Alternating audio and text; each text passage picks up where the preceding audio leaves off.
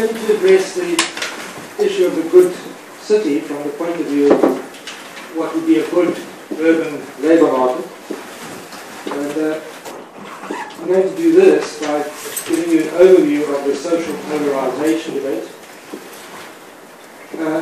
which is largely concerned with urban inequality insofar as it is changed and affected by differential employment by occupation. So it's quite an unusual approach. It's not typical of the way economists approach labour markets. It's quite a specific urban studies debate that has its origins in the 80s. And so what I'm going to do here is use this debate to show you, what kinds of issues can be addressed around a good city. So the social polarisation debate was first advanced by some economists in the Midwest, but taken up and popularised by Sasson. Thanks, Andre. So Sasson's main argument was that the growth of economies and global cities is such that it causes the polarisation of incomes and occupation by their skills. So in other words, what you're talking about is not the income gap between rich and poor, but the numbers of rich and the numbers of poor. So the numbers of rich are growing, the numbers of poor are growing, and middle income workers, their numbers are shrinking, or at the very least they are stagnant.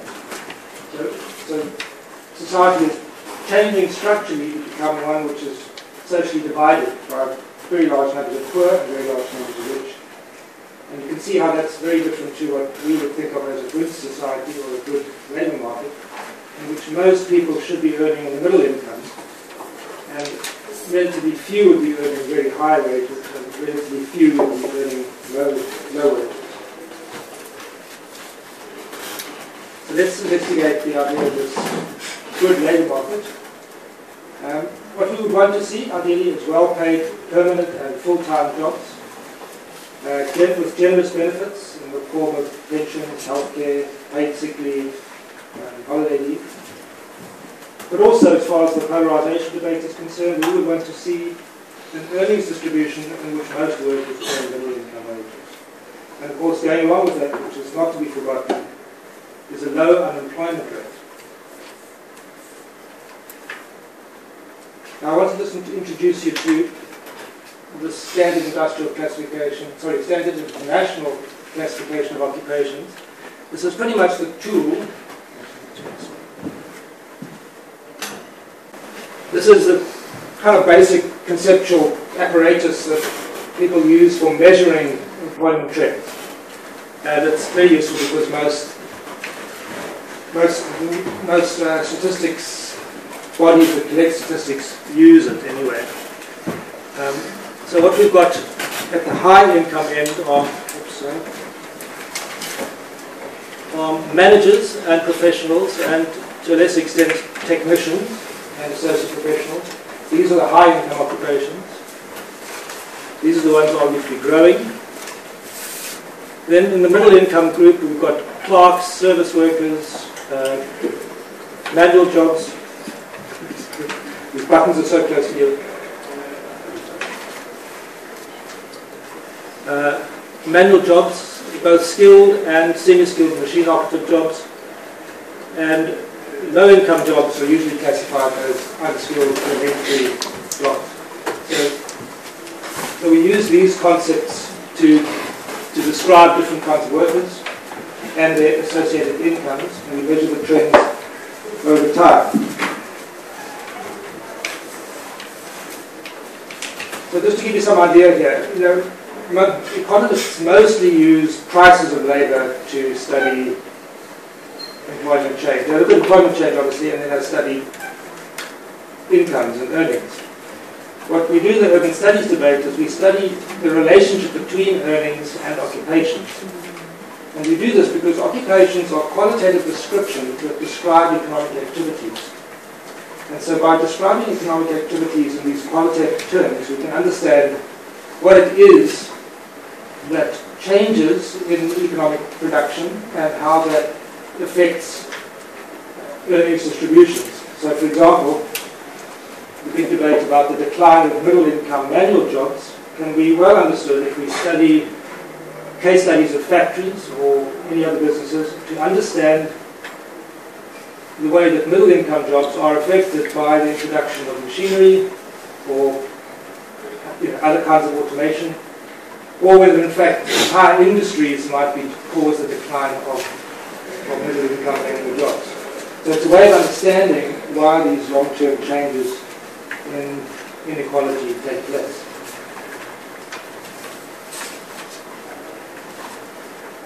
And then the other useful point about the debate is that it allows us to make comparisons between cities in terms of these long-term employment trends, and then hopefully, which is not done much, but one could then study, do case studies of various issues concerned with the labour market.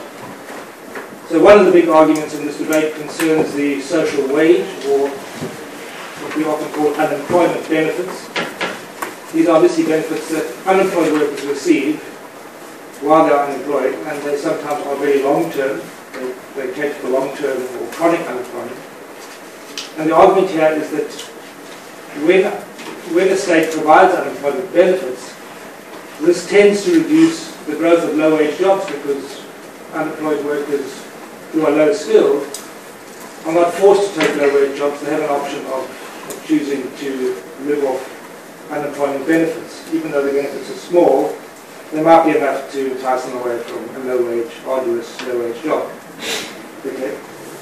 Conversely, the lack of such unemployment benefits would result in the growth of low-wage jobs, as poor unemployed people are forced to take up jobs which pay very little money. So that's a nice little debate to go along with this social polarization argument.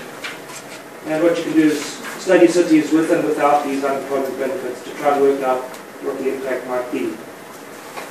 And for example, Hamlet has criticized Sassen's argument by saying that her work on social polarization would make sense in American cities where unemployment benefits are far less than in Western European cities.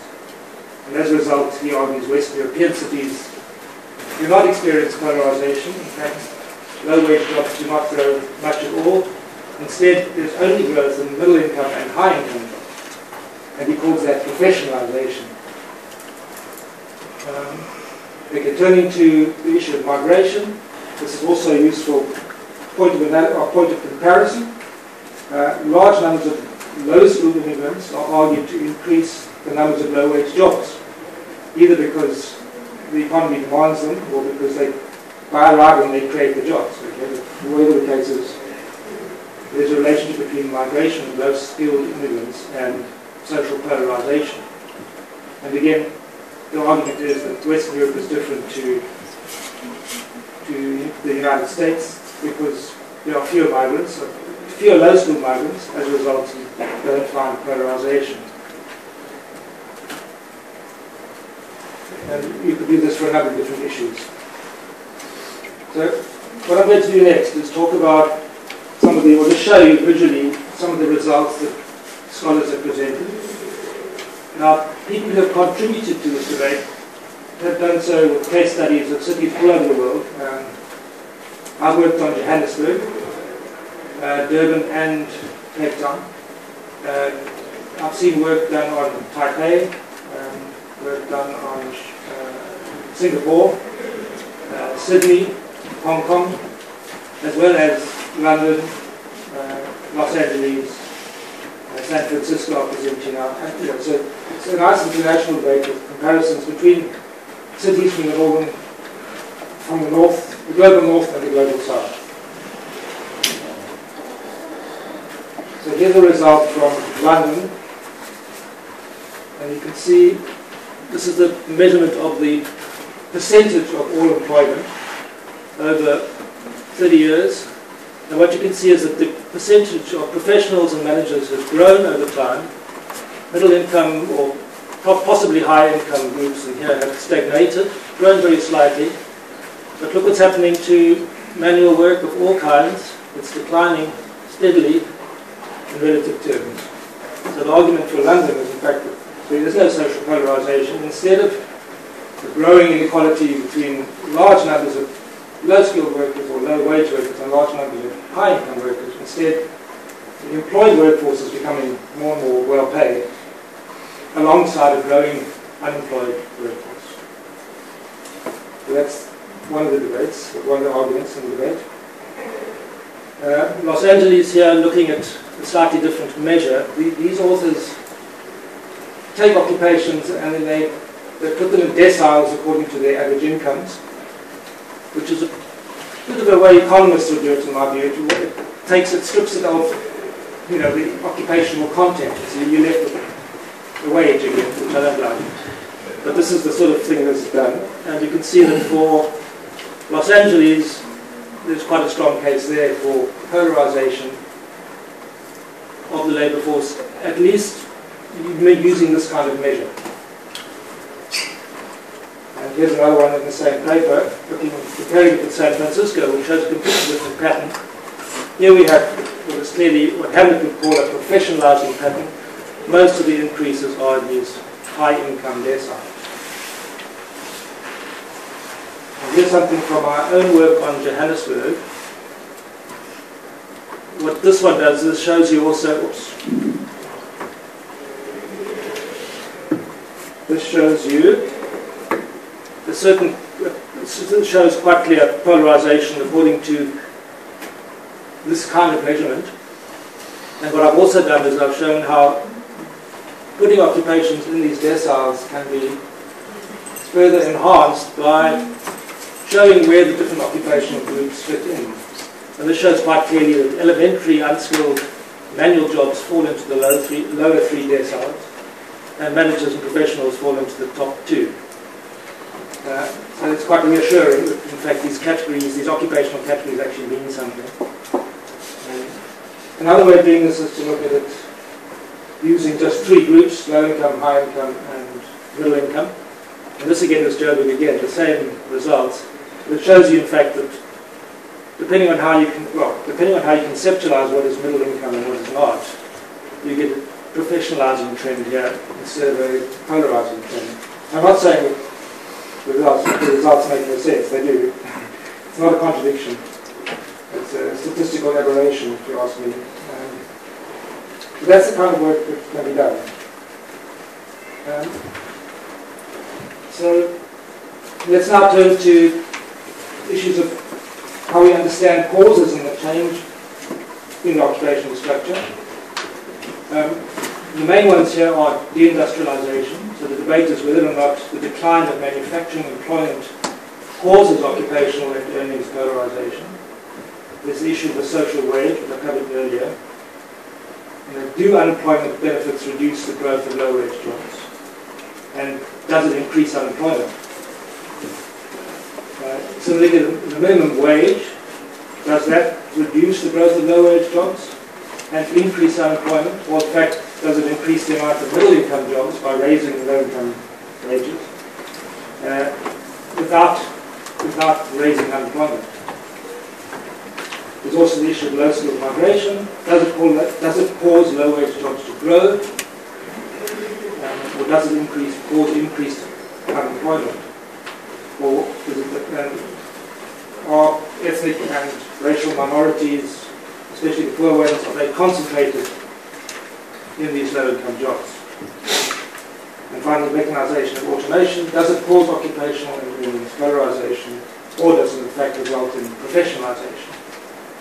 And just to give you an idea, our studies at Johannesburg are quite thought-provoking because they raise quite a few questions. What we found is that Joburg has, there's very little unemployment benefits for workers, especially those who've never worked. And then there's also quite a lot of in-migration to Greater Johannesburg, and in spite of those two phenomena being present, which on the basis of which you would expect polarization, we in fact found that Joburg is characterized by professionalization, similar to London, and high levels, extremely high levels of chronic unemployment. So, what we're thinking, and this is all work in progress, what we're thinking is in fact the explanation for that has a lot to do with the way that middle income jobs and even low income jobs have been mechanized in the last 30 years, and how in fact that's likely to accelerate. So it's huge policy implications. You can imagine all of these debates are actually huge policy debates about how to create more equal cities and to create good labour markets. I think that's it. Thank you.